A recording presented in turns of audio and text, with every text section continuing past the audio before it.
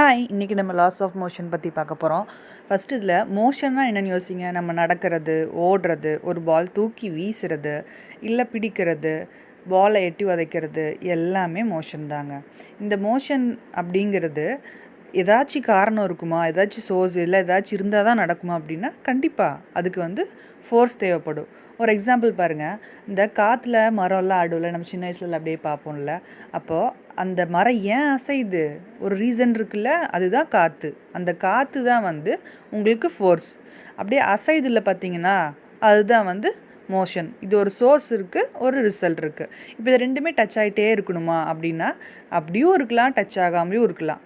அந்த மாதிரி டச் ஆகிட்டு இருக்கிறது காண்டாக்ட் ஃபோர்ஸஸ்னு சொல்லுவாங்க. அதுக்கான எக்ஸாம்பிள் இங்கே கொடுத்துருக்கேன் பாருங்கள். இதுவே டச் ஆகாமல், அந்த சோர்ஸ் அண்ட் காஸ் டச் ஆகாமல் இருக்கிறது பார்த்திங்கன்னா மேக்னெட்டிக் ஃபோர்ஸ். அந்த நம்ம குட்டி குட்டி இதெல்லாம் டச் ஆகாமல் இருக்குது பார்த்தீங்களா, அதுதான் நான் காண்டாக்ட்.